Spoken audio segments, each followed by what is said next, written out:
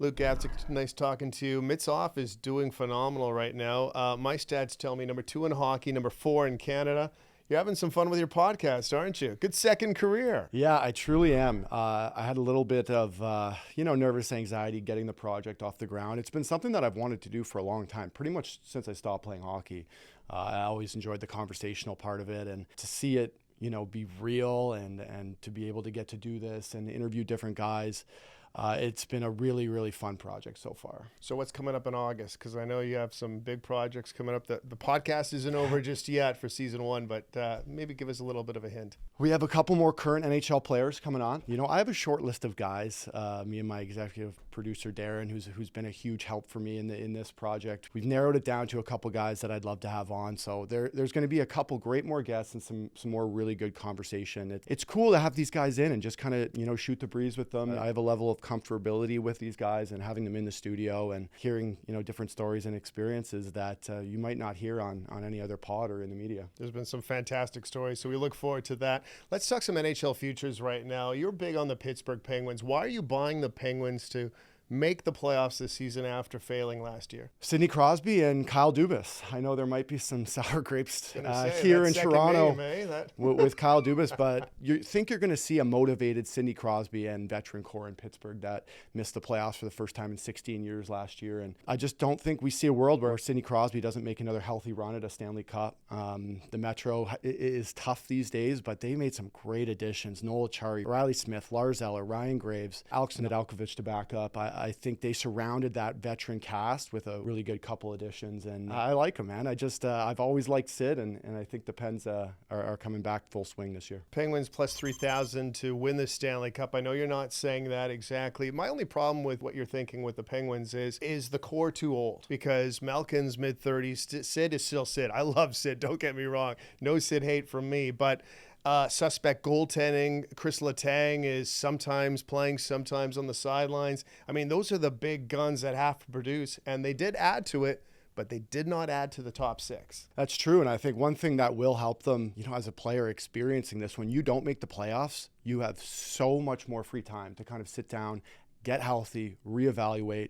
I mean, these guys have been done since April, right? So I'm sure they've had a long summer to relax and get back to where they need to be. I've watched that kind of three-headed monster there with Letang and Crosby and Malkin for a long time. And like I said, I just think they're going to be healthy and motivated, and it's time for the Pens to head back up. Let's talk about Stanley Cup futures. Way too early for that, but I'm going to give you a team that I like. I like the New Jersey Devils at around 12-1. I think they got a pretty good core. It's getting older and more mature as well. They're still in their mid-20s. I'm not sure about the goaltending just yet, but buying or selling on the Devils. If not, give me a team back. I'll buy the Devils. I think adding Tyler Toffoli is a huge piece too. You'll have a full year with Timo Meier. They are fast. They play hard. Jack Hughes is coming into his own. I love the Devils. I think you're bang on with the goaltending. That's the only thing that's going to stop them from, I think, closing out the Metro and the East Division. I'm looking right at Carolina. Okay. I think adding Bunting, adding Orlov to an already really good hockey team, well-coached, hard-working. To me, they just don't have that star. I always say Kawhi. They don't have that Kawhi, 2019 Kawhi that they've added, that superstar. But it's hard to not see that team finally break through and win here. They're so good, they're so detailed, and they're so talented. I like the Canes. There were a lot of great moves over the offseason. One that kind of caught the eye of a lot of people was Taylor Hall. Taylor Hall is now in Chicago, likely to play with Connor Bedard on the left side. Goal expectations on a guy that kind of hasn't had a big season since his Hart Trophy win with the New Jersey Devils about 5-6 years ago. Taylor's had a little bit of trouble getting in and staying in the position, especially in Boston. I think certain guys just jumped ahead of him, but never underestimate a guy that's motivated with a clean slate, playing with possibly one of the best players that we're going to see coming up here. I think 30 goals is a realistic tally for Taylor.